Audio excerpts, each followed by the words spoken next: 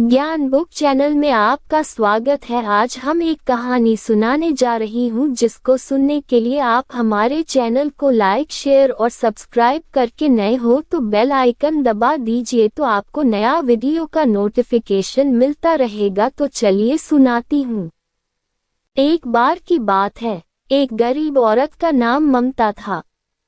वह एक छोटी से गांव में अपने पति और 2 छोटे बच्चों के साथ रहती थी। ममता का पति एक किसान था, लेकिन खेत का कोई मालिक नहीं था और वे अक्सर किसी न किसी तरह अपना गुजारा करते थे।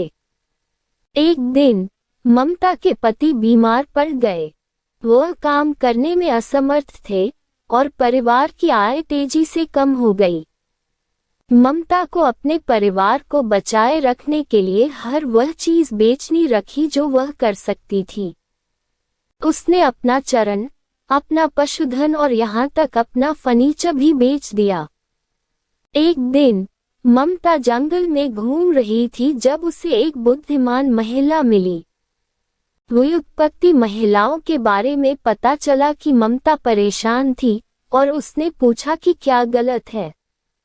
ममता ने अपने पति की बीमारी के बारे में बताया कि वह कैसे अपने परिवार का समर्थन करने के लिए संघर्ष कर रही थी।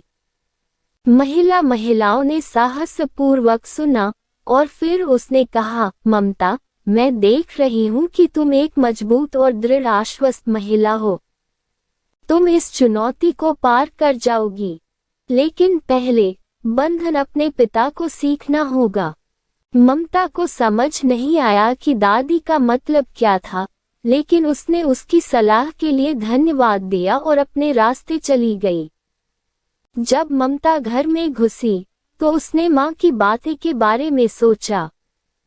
उसे महसूस हुआ कि वह अपने सवालों पर इतना ध्यान केंद्रित कर रही थी कि उसे उम्मीद थी कि वह भूल गई थी। उन्होंने अपने डॉक्टर को छोड़ने और सकारात्मक पर ध्यान केंद्रित करने का निर्णय लिया। ममता ने उन सभी नीस की एक सूची बनाना शुरू कर दिया जहां वह निवास स्थान था। वह अपने स्वास्थ्य, अपने परिवार और अपने आसपास की दुनिया की जगहों के लिए यात्रा करती थी। उन्होंने ध्यान और योग का भी अभ्यास शुरू किया। उसे अपना दिमाग साफ करने और वर्तमान क्षण पर ध्यान केंद्रित करने में मदद की। समय के साथ ममता का दृष्टिकोण बदलना शुरू हो गया। वह अधिक आशावादी और आशा से भरी हो गई। उन्होंने नए अवसरों पर भी नोटिस जारी करना शुरू कर दिया।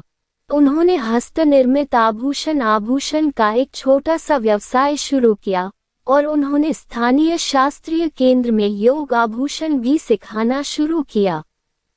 ममता के पति की बीमारी फिर से शुरू हो गई और परिवार अपनी यात्रा पर वापस आ गया।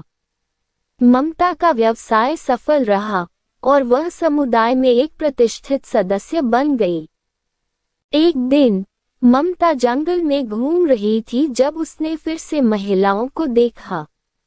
बूढ़ी औरतें ने ममता से कहा, मुझे लगता है कि आपने अपने डॉक्टर से पढ़ाई सीखी है। तुम एक मजबूत और साहसी महिला हो। ममता ने महिलाओं को उनके मार्गदर्शन के लिए धन्यवाद दिया। उसने नोटिस किया था कि वह आज बिना माँ की मदद के नहीं है। इस कहानी से हमें यह सीख मिलती है कि ममता की कहानी एक याद दिलाती है कि हम सभी अपने अपने सपनों को पार करने की ताकत रखते हैं। हम रिलीज का सामना तो कर सकते हैं, लेकिन हमें अपने सपने को कभी शामिल नहीं करना चाहिए। यदि हम सकारात्मक एवं केंद्रित रहते हैं तो हम जो कुछ भी निर्धारित कर सकते हैं उसे प्राप्त कर सकते हैं। दोस्तों, आज की यह कहानी आपको कैसी लगी मुझे कमेंट करके बताएं जरूर। आपका धन्यवाद।